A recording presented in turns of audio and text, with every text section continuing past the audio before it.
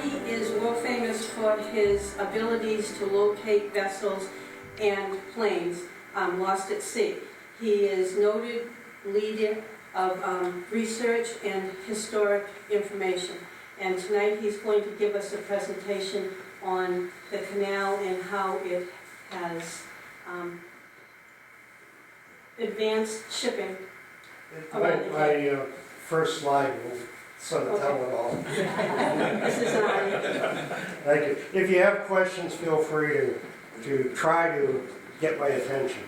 So this was the title essentially we discussed, and it relates more to shipping, commerce from the colonial period up till now, and of course the effect of the construction of the canal. There's some questions that probably at the end we can ask ourselves, or you could lead into it a little bit. I just wanted to have the title there at first, and then sort of thank everyone that resisted the construction of the canal and the expansion of the canal, because it gave us, I grew up in Martha's Vineyard, and gave me and my colleagues a great ability to start diving, start looking at shipwrecks, cataloging them, researching them, and you'll see some of the research here. And really a diverse amount of ships that we've been on around the Cape, going back probably about 1860. And it enabled me also to get into some real historical ones, like the DeBrock that's off Cape Penelope, which is 1698, and a ship, the Auguste, off Nova Scotia, which I helped in the recovery, a systematic archaeological recovery that was vintage French Indian War area. So I've been fortunate in that regard.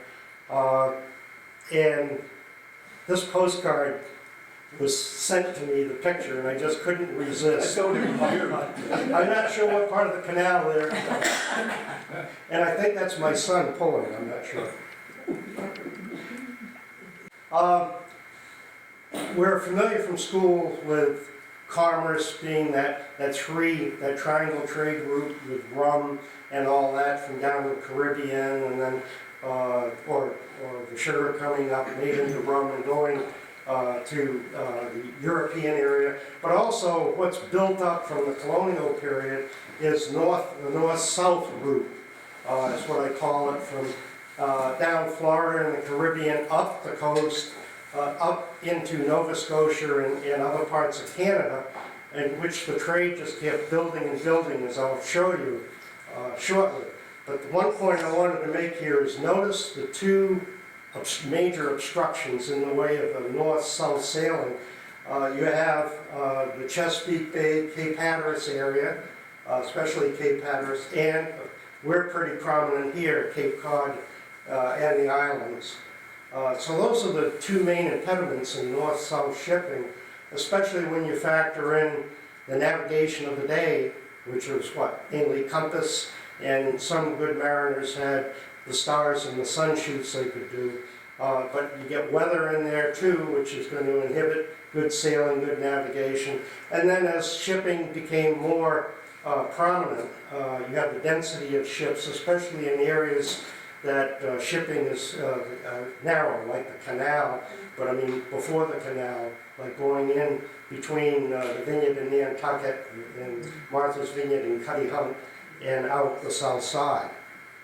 Could I ask you, Yeah. what's the scale in miles on, like, how far is the Cape from mainland Florida?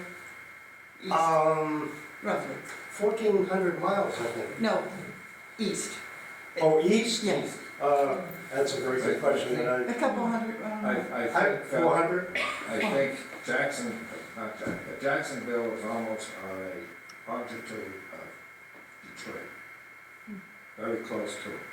Ah, 350 miles west of us. okay. okay. So my guess of 400 wasn't too bad. Yeah. Okay. It's a long way. Indeed it is, especially when you're going 10 miles an hour on a boat, If you're lucky. if you're lucky. The I bring this up again to show the prominence as it sticks out the sea to the east. And as vessels are coming up, oftentimes in foggy weather, sometimes encountering northeast gales, so they're trying to find a harbor of refuge. And here, the primary thing is, for most ships, smaller in size, especially earlier in, say, the 20th century and all, trying to thread their way around Nantucket shoals. They would rather go up, and usually went up, between Elizabeth Islands and Woods Hole, Martha's Vineyard, through Nantucket Sound, and then out that route. And they could get a good safe haven there, most times. So when you think of the canal and you relate and look at where the canal is here, you can see what a shortcut, and also a higher safety factor too. Another shot, you can forget the blue line, I'd rather not explain it, but you can see the prominence of Nantucket shoals and how far out and how convoluted they are. And that's really shallow. If you look at some of the numbers, if you have really good eyes, you can see that you're in less than 10 feet of water in some places. Around two-masted schooners and sloops were the thing of the day prior to 1790, and then three-masted schooners came into it. I should show a two-masted sailing, but this was a wreck that went ashore on the Vineyard, and it's a good depiction of the size of the vessels of that period of time. As after 1790, there was a large increase in requirement, especially after the Civil War, as far as shipping, again, north and south. What went north? A lot of products from, of course, the warmer areas like fruit, and what went south, two of the biggest things were ice and hay. And the Jonathan Bourne, before I forget it, sank off Chatham, and it was going from Portland to New York with ice, a load of ice on it. The numbers are small, but it gives you an idea. This is shipwrecks over a periods of years, going from I think around I can't read it that well, late 1700s up until about 1970 to the right, and you get a frequency of the shipwrecks, which I think is a good measure of the amount of shipping. Large amount of shipping, you get a larger amount of shipwrecks. Of course, there are other factors in there too. After the Civil War, the prominent railroads coming in and carrying a lot of freight that way. Prior to that time, coastal shipping was it.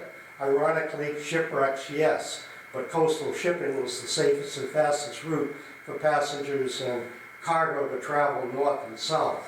I did forget one prominent in growing cargo going north, coal. There's a really interesting incident over on the Vineyard that I read about. It was around 1910, I guess. A schooner came ashore loaded with coal. They couldn't get it off. It was on a sandy bottom, fortunately. And the natives over there, the islanders, helped unload the schooner, free it, and it was able to sail off. And I think that was around September, October, and the word was out, they had a warm winter. They had all the cold. But notice the two peaks. The one on the left, right in that location there, being around the Civil War, just after the Civil War, just before the Civil War, where the travel was really prominent and all that, and then decreased because of the Civil War. And then again, right around the other peak, getting into the 19th century, and the area, right, the importance of constructing the canal, and then after that, things dropping off. Partly, probably because of the canal, and partly because of better navigation as it came into being, and for the larger, more capable ships, both steam and sail. The four-masted schooner, we went to three masts in 1790, as I mentioned. In just after the Civil War, 4 masters came in, and there were about 550, 560 built that were common in trade, and they ranged anywhere from about 130 feet long up to 220. This one is about 220 feet long, sizable. They carried, most of them carried coal, and when you're saying carrying coal, you're talking about 2,000 tons of coal in the 200-foot range 4-masted schooner, a sizable amount of coal. The Sagamore, not named for Sagamore, but built in Maine, is one that we found a while back, and I just use it as a reference, first of all, because it's interesting, the name and the relationship, or what you might think of the relationship to us. But also, for a couple of other reasons, this is what the Jonathan Bourne would have looked like. The Jonathan Bourne was a little shorter. This one is about 219 feet long, and it's what they call a centerboard schooner. That were the earliest 4-masted schooners built, and then they became less popular. Centerboard, because they would be shallower, be able to get into shallower water, like up in Maine and all, in New Hampshire, north of the Cape for certain, and as opposed to the ballast schooners that would really either carry coal or load up with ballast for stability's sake. We got into 5-masted schooners, and then about 9 6-masted schooners were built. Most of them built in Maine. 4 of them remain about 40 miles, within a 40-mile radius of here. 4 of the 9 sank. The largest schooner was the Wyoming, which sank off Chatham. And if you really want to get a size of this, a better perspective, Bath, Maine, the museum up there, the Maine Maritime Museum, has anyone been there recently? Yeah. Have you seen the skeletized version? Yes. It's flagpoles for the masts. right. It's huge. Mind-boggling. Mind-boggling it is. It's okay. And we were up there because we were able to, in the research and our focusing on shipwrecks, we're able to finally, after a long, about 11 or 12 years, we found the remnants of the Wyoming off Monomoy. So it broke in 2 in a northeast gale. Interestingly enough, when you got this large size, you're talking well over 300 feet long, and that's just the hull. That's not the bowsprit at all in most cases. It only required a crew of 6, and that's mainly because of steam power. The Jonathan Bourne 4-masted schooner, I believe, had a crew of 10. And some of the smaller ones earlier in the period had even more than that. Again, it was hand labor and not steam. Interestingly enough, again, before I forget it, Jonathan Bourne drew only 12 feet. So when Jonathan Bourne went down in around 1896, before the construction of the canal, the question in my mind is, would the Jonathan Bourne have gone from Portland to New York, or Boston to New York, through the canal, if the canal was there, 12 feet of water? The canal in 1905 or 06 did have a depth of 25 feet, as I understand it. Some of the records on shipwrecks, one most notable, and this is before the construction, just before the construction of the canal. This was put together in 1904 by the U.S. Corps of Army Engineers, and they saw that they had a record of 1,076 shipwrecks in the area that you'll see, mainly between Rhode Island and Cape Cod.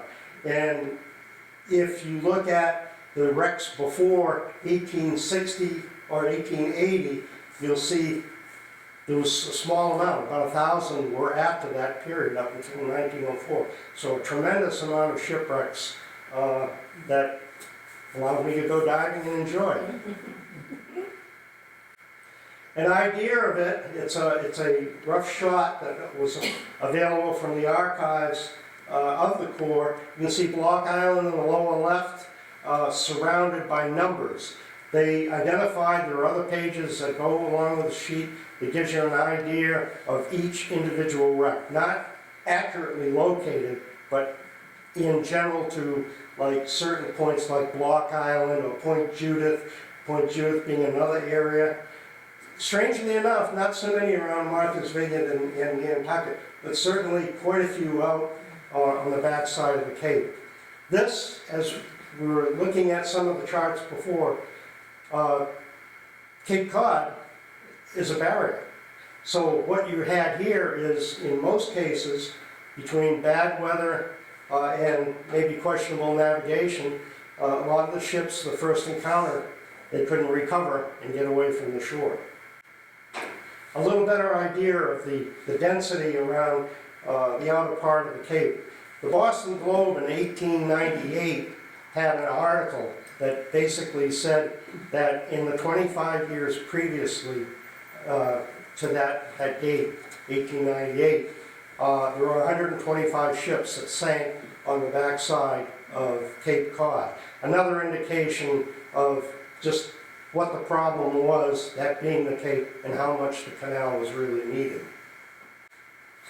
Further indication, this is more by area, and the red is the most dense, and these are shipwrecks by town as cataloged by the Commonwealth of Massachusetts, the red being the most serious, the yellow next, and the blue a lot less. And you can see where we are now, the blue on each end of the canal.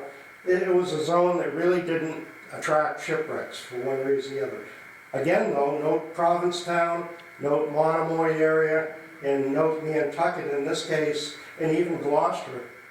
This is the area where ships going north or south might first encounter and just might overreach.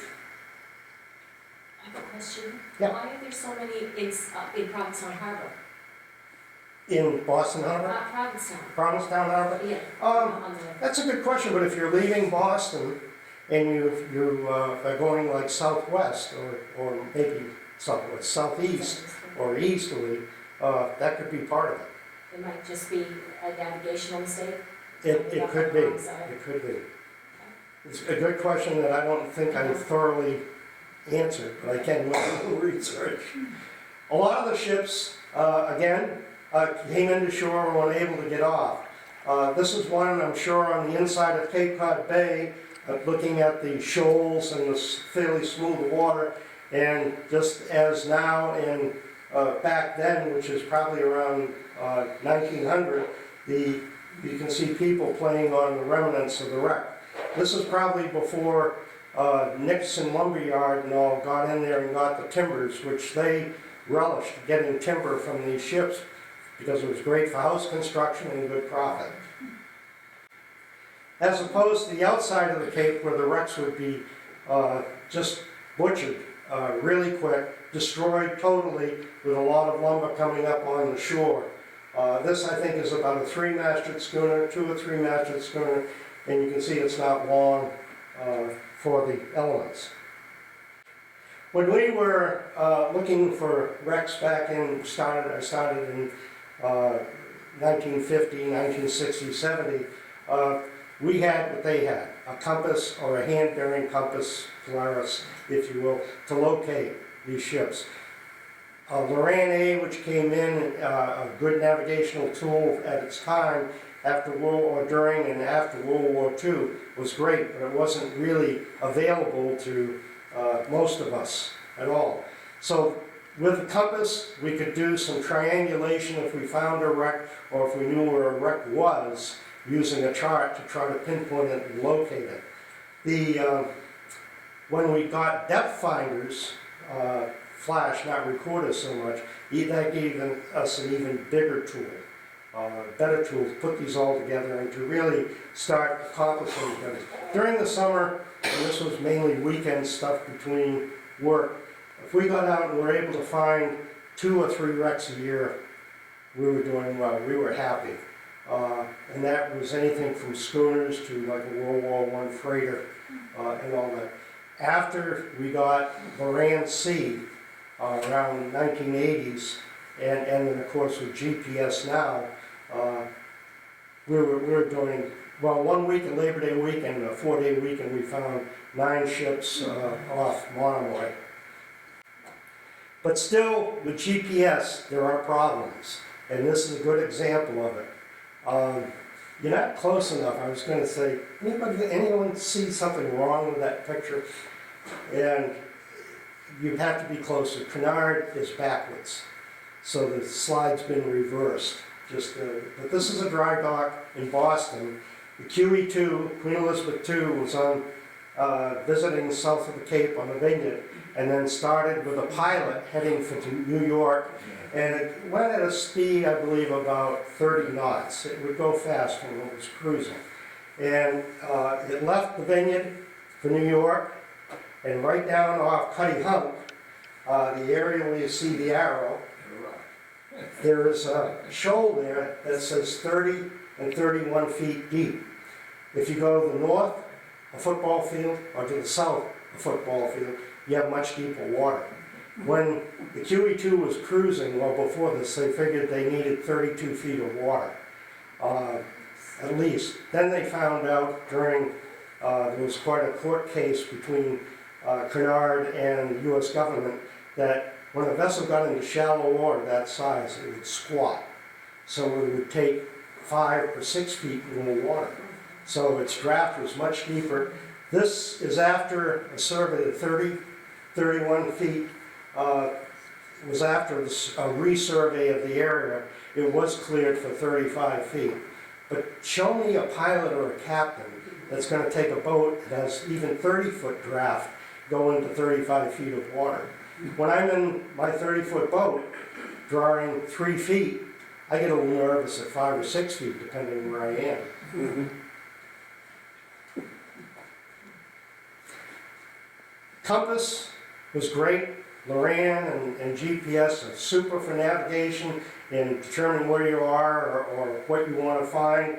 Underwater, we would tow divers, and we would also look for other things, fish.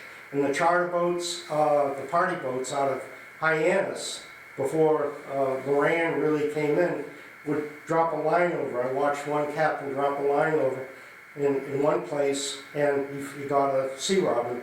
And he moved a little further, and he got a tautog or a sea bass. The tautog and sea bass is where the wrecks are. He knew there was a wreck there. Now he knew exactly where it was, so his party could fish it. When you're diving, coal. What's the cargo? Coming north? Coal is a good indicator that something's nearby. Highly probable. I'll be getting to the canal, by the way. But I'm sort of giving you an idea of what happened out and around. The Monomoy area, which has been a source of great wreckage, as you saw in some of the charts and all that. You can see some major ships here in the probably close to 200 to 300 foot long category. Those were ones that have been identified in that area. And they were the ones that would make the transit down through the narrow white channel going southwest, south of Monomoy into Nantucket Sound. Some of these wrecks, this is the Aransas. It sank in 1905. It's about 241 feet long. This was a coastal steamer named for the port of Aransas in Texas that would go from New York up the coast to Boston and Portland, and sometimes further with passengers. It was in a collision. They're talking about weather before, now we're talking about density of shipping and adequate regard for the ship around, and most of it being in fog or lightly fogged weather. The Horatio Hall out of Fall River would cruise commonly in this area and was struck by another vessel, the H.F. Dimmock, which also struck another vessel you see here, and I'll finish with the Dimmock shortly. But this sank in what they call the steamboat grounds off Monomoy, and you can see remnants here before it really was salvaged and broke apart. And it really was broken apart. There's 4 boilers, good-sized boilers in that wreck. They still remain there. One can see with sonar and all when you're looking, the side scan sonar. Others, for sure, and I thought I had moved this one, fishing vessel off of Provincetown, and that may address your question to a degree. Some of those are fishing boats in the Provincetown area. And you can see, again, like the other schooner, the 2 or 3 masted, how quickly they break apart. This is a small private yacht, only 282 feet long, belonging to William K. Vanderbilt. And I mentioned the H.F. Dimmock. The H.F. Dimmock was a freighter, sort of a tugboat freighter, that would ply the area pretty frequently. And down in Monomoy, within a quarter of a mile of each other, it took out the Horatio Hall and also William K. Vanderbilt's yacht Alva. Within a quarter of a mile of each other, it rammed it and sank them. And later on, I think this was official, the Dimmock was declared a menace to navigation and brought up to Chelsea. The William K. Vanderbilt in this one was going from Bar Harbor down to Newport in July, and he ran across fog. He anchored, that was a good move, but he anchored right near that narrow channel where there's a lot of traffic, and that's where the Dimmock hit it. That's all that was left within a week of Vanderbilt's yacht. He tried to get it raised, but it was loaded with sand, and realized he couldn't, and he wired New Jersey, I believe, and ordered another ship, 282 feet long. I meant to mention, if you saw before when I had the picture of the ship, the curve of the bow, going from the bowsprit back. In fact, maybe I can capture it again. See the curve of the bow there? Very prominent feature. Almost one that you can identify what the ship is if you sort of know where it is. And this is the curve of the bow. As you can see, and you can get an idea of size by the diver that's sitting there. Unusual, maybe for people that are familiar with waters in Buzzards Bay and Cape Cod Bay, you don't have the visibility. You're 15 feet visibility, maybe 20 feet if you're really lucky, but this is near oceanic water. You're not getting the silt coming in, so you get a clarity. And the ship is steel, well constructed. It's going to be there for a while, covered with anemones and some other sponges. And also, if you've got good eyes, you can see the cunners, the chogsies, or whatever, about anywhere from this size up, that just are all over the place, in there and any other obstruction. Now to the canal. In the construction of the canal, it certainly was welcomed, as I understand, and there are people here that might be able to talk about it better than I, but you have the Perth Amboy here, the tug Perth Amboy, and this is in 1916, shortly after the canal was opened, towing 2 schooner barges of a fair prominent size there. And schooner barges were basically schooners that were knocked down. They weren't fit to travel alone and sail alone, and so they were made into barges such as you see here. So here's a tug towing 2 schooner barges, and you can see some other traffic ahead of it or coming down. I suspect they're going the same way. Hence the canal at this point, I understand, was only 100 feet wide. It was something that if William K. Vanderbilt, with his yacht Alva, probably could have gone that route and not had the mishap off Monomoy, although we certainly could run into fog around here. If you look at the east end of the canal, there's a number of reported obstructions there. These are reported, some are verified, and you can see in short order it's respectable. And most of these, if not all, relate to post-canal construction, early canal construction. Barges, primarily like the Glenside, the Franklin Pierce, and the Pottstown. The Pottstown is up in the upper middle, just left of CK, there's a wreck symbol.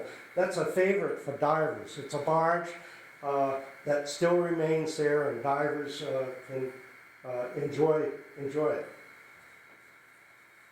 The Perth Amboy I mentioned in a previous slide, towing the two schooner barges. The Perth Amboy, a year later, was off Orleans and ran afoul of a big problem. Not navigation, a U-boat.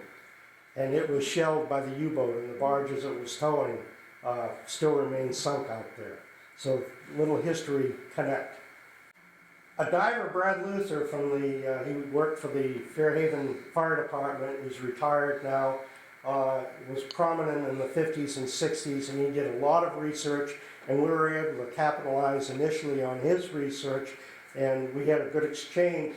He drew this picture of the east end north breakwater, and you can see what was around there in around 1960s. You have some anchors over to the left side of the picture, some other wooden debris, metal debris, and then some just off on the north, well, sort of north, in the upper part of the picture around the jetty. There was quite a bit of debris in that area.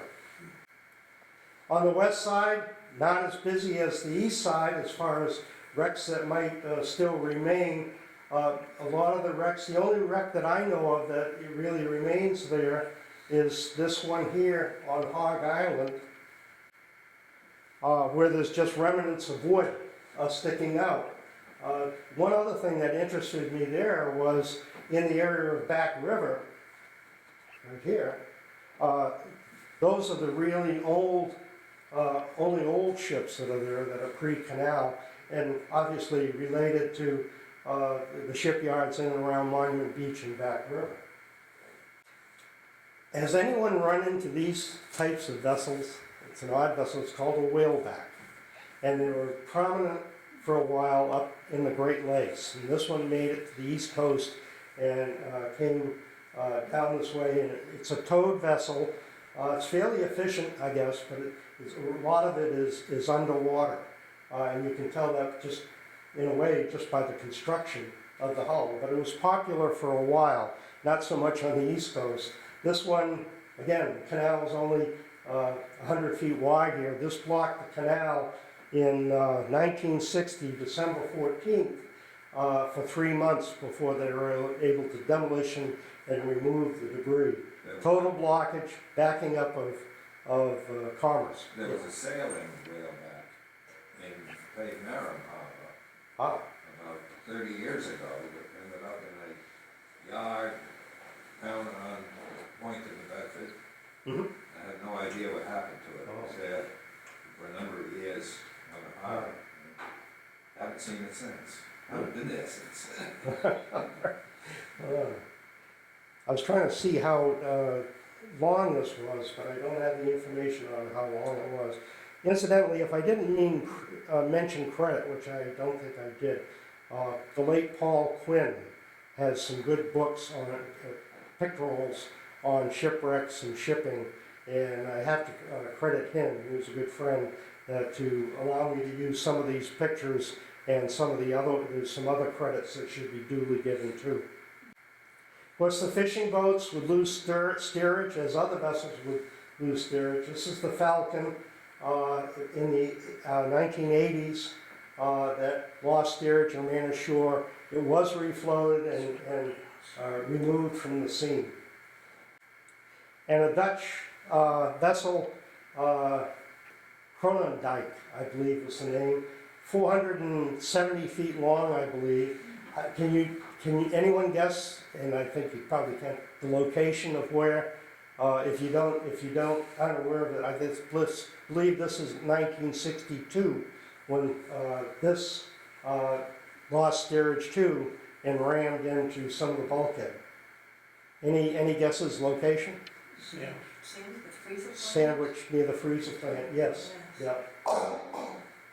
Old Texaco sign, sort of in a giveaway too. But if you look at it from the other angle, you'll see, I believe, over in the upper left, the freezer plant. 470 feet long. At that point in time, the canal was 500 feet long, It could have totally blocked it, although I wouldn't want to see what the current would do, trying to go over a ship that's sideways in the canal.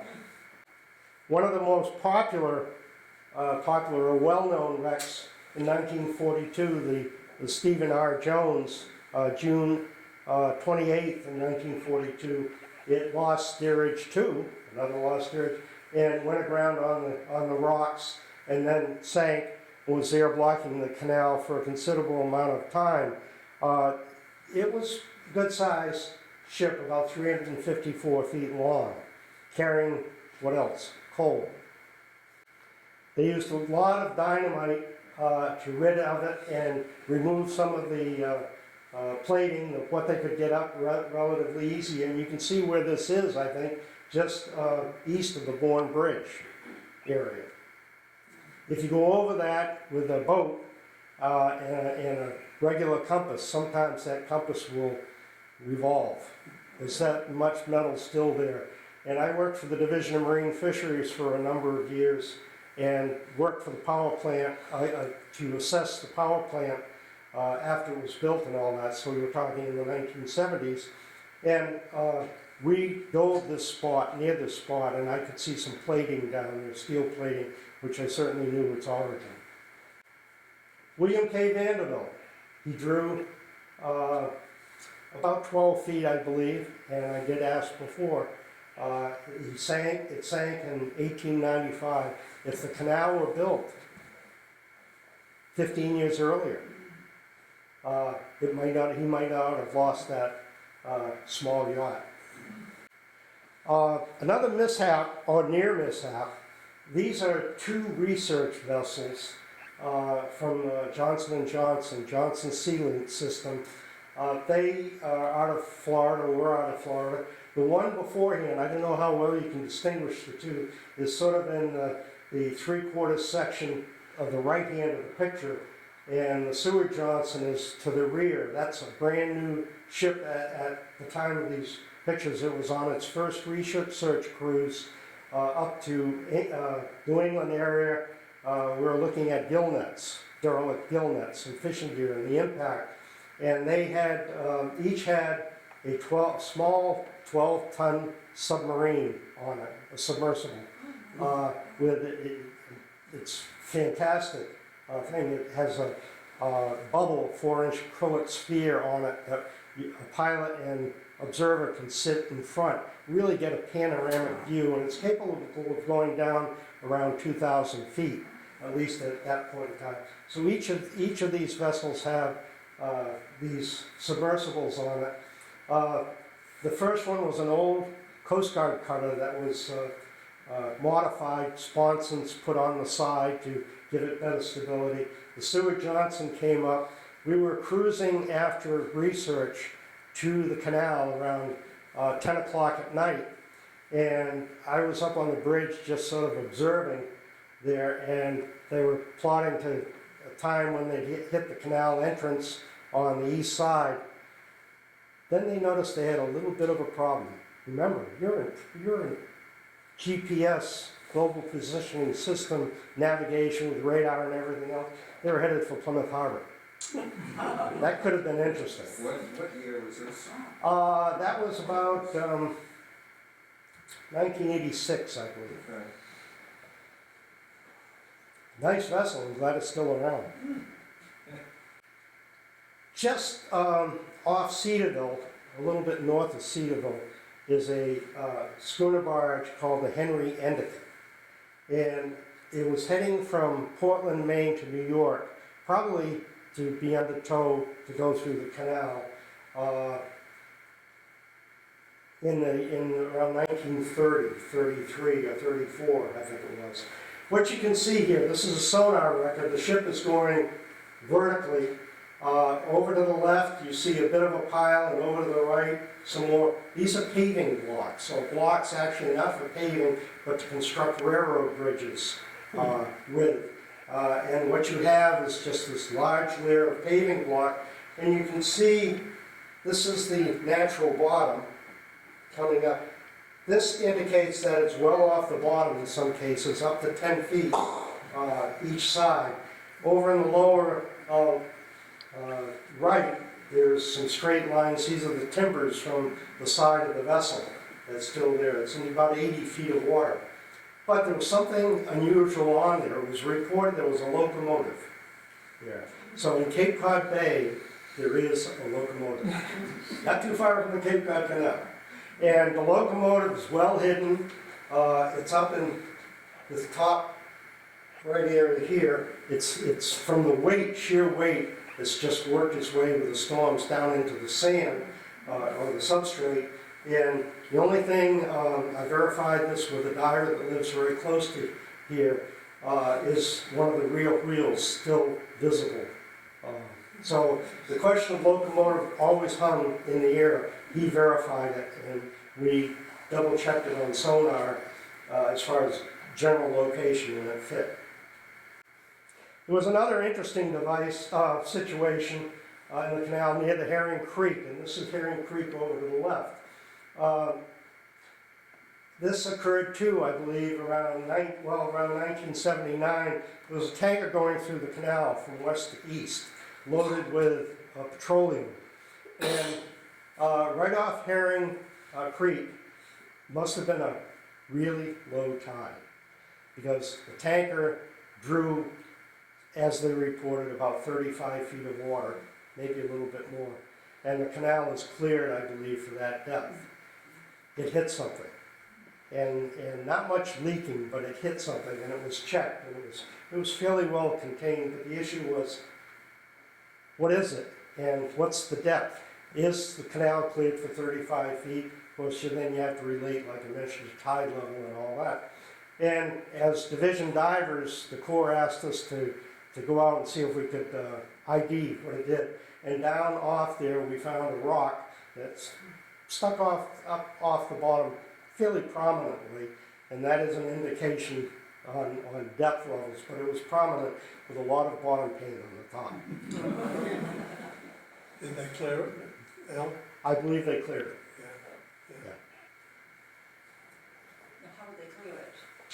I wasn't in that part of the operation. It could have been two ways. I mean, it wasn't explosives, but they could have dug down and dropped it lower. The QE2, incidentally, hit 3 rocks. The USGS found a rocket hit, and Cunard asked us, as I mentioned before, to be party to it. We went out and we found 2 more that struck. One was a 12-foot diameter rock, and this is on a glacial till, remember. And it pushed it 10 feet horizontally and 2 feet down, the weight of the vessel. And on the QE2, the dry dock there, when we got the call, I said, well, I don't know if this is grandstanding or not, but I said, I have to see what the damage is. So I went up, and one of the officers on the bridge gave me his Wellingtons, and I walked down under the vessel to look at it. And it was washboard. It's a double hull, and there were a lot of rocks in between the first and second hull. The second hull wasn't penetrated. They did stop. They unloaded all the passengers at the time for safety's sake and all that. The vessel was about 6 feet off the dry dock on these huge blocks at the time, and I'm on the port side saying, okay, how do I see the starboard side? Do I discreetly walk around the whole vessel, or do I go under the keel? And you know, that's an impressive thing, the keel. Yes, I think so. And you can wonder, oh boy, squashed. I went under the keel. I never get another chance. Question back up, when they dynamited that coal caravan that was in, Yep. they must have cleared, you say you can see the plates, would they not have lowered the? Yeah, as I recall, diving in and running fathometers with it and sonar, it's pretty level. It's pretty, Okay. there's no vertical rise off the bottom. It was well done. So they blew them right down to the bottom. Oh, they sure did. I forget how much dynamite they used, but in reading it, I was impressed. I wonder why they would not have just dynamited the rocks. Yeah, no. Question? Just a little bit on it, Donnie. They were first gonna cut it up and they sent some fellows over to Twitches and they had a problem with it. There's this old timer that lived in Buzzards Bay that had worked on the widening of the canal, a fellow named Dynamite Van, lived up on Head of the Bay Road. And they brought him down there and he was the one that blew that ship up. He did it for the government, they brought him in to do it, and he did an excellent job. And he was an old timer, I knew him when I was a kid, he lived up on Head of the Bay Road. But it was one of his stories. Right. What year was that, someone was asking about that the ship, hit the rocks there off of, Nantucket? The Kiwi. The QE2? Yes, what year was that? That was about 1993, 94, I believe. You were asking that, my girlfriend and my husband were on it at the time, and they were, she said it's exciting, because obviously it wasn't like the Titanic, but. They refused, or the main people in Cunard refused to allow the vessel to come into Vineyard Sound again. And I thought that's too bad. I mean, they have, if the navigation is good, it works. I mean, it's a good visit and good for tourism and all that. And the answer was no. However, the captain was relieved of command. He retired early. Interestingly enough, the pilot, I think, got just a sort of a nasty letter in his jacket, and that's it. And the pilot should have. And again, think if it went north or south, one football field, it wouldn't have been an incident. I seem to recall reading that the last time that section of the sound had been checked was 1898, and they did it by dragging chains. Apparently, they missed. It was noted to a degree, but not to the depth, not to 30, 31 feet. It was noted, I think, to 35, maybe 36 feet at the time. And the ship was squatting, it was probably Yeah. going 30 knots. And prior to that incident, squatting wasn't really identified well as far as a vessel that size, that speed would do in shallower water. That incident really brought it to light. Yes. What's the legal jurisdiction of the canal? If you're gonna sue somebody, who owns it? Well, first of all, I'd say everybody, but I really don't know. Do you have any idea? Or? Yeah, the Corps of Engineers, United States government. Oh, who has? I thought you Who's meant responsible for, legally responsible, Corps of Yeah. Engineers? Corps of Arnie. It's got nothing to do with Bourne, obviously, it's. No, thank No. God, no. The question is, you can see Cape Cod Bay, and you can see sort of a blue spot. Any idea what that blue spot represents? Anyone have any idea? And I'm sort of pointing a finger a little bit at Skip. I'm kind of curious what he comes up with. Is that where the water goes at high tide and then comes back at low tide? I'm not wrong. The answer is probably sort of in the same category. It's a little different than that. Visibility wise, I don't know.